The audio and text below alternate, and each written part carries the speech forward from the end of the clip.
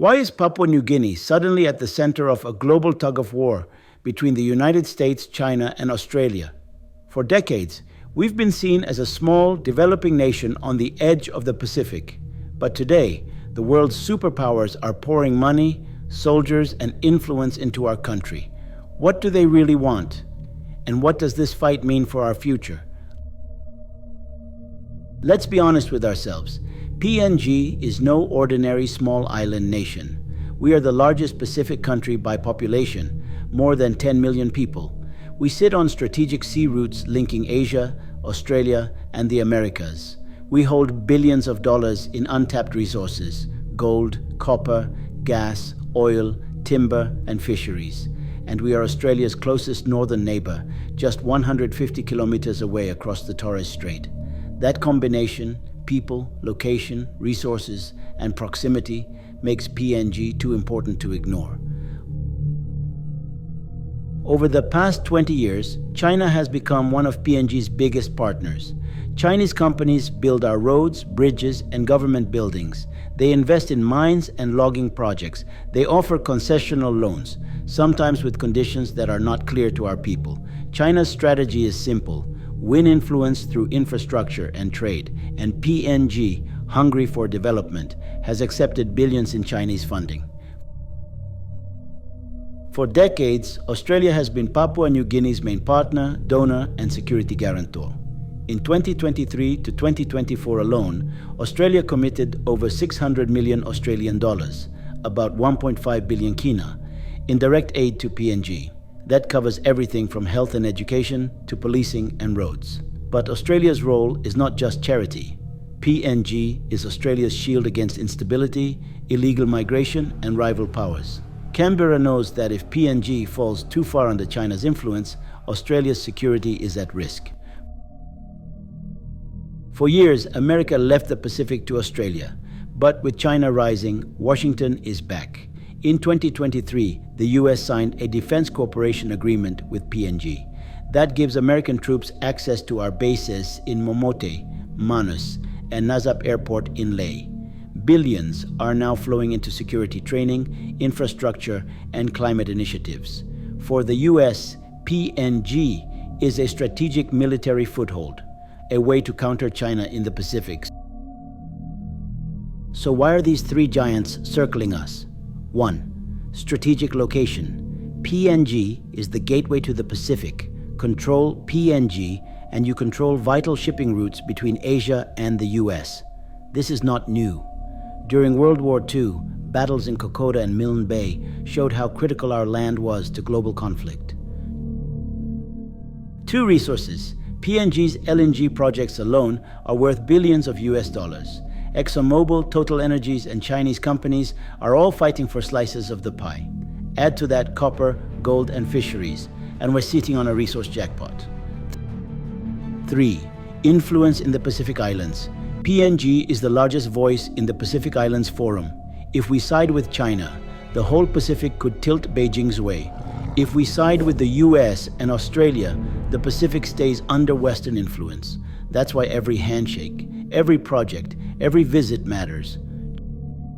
China wants markets and loyalty. It seeks political allies in global institutions like the UN. PNG's vote counts. And China wants access to our minerals and timber to fuel its industries. Australia wants security and stability. Canberra's nightmare is a Chinese military presence on PNG soil. Australia also wants to protect its companies. Oil Search, Santos, Newcrest, which dominate PNG's resource sector. The US wants military access. America sees PNG as a launchpad to project power across the Pacific, especially if tensions over Taiwan escalate. On the surface, this competition looks good for us. We get new roads, ports, and investments. We get aid for health and education. We get security guarantees against threats. But we must open our eyes. With every dollar comes strings attached. China's loans risk debt dependency. Australia's aid often feels like control, not partnership.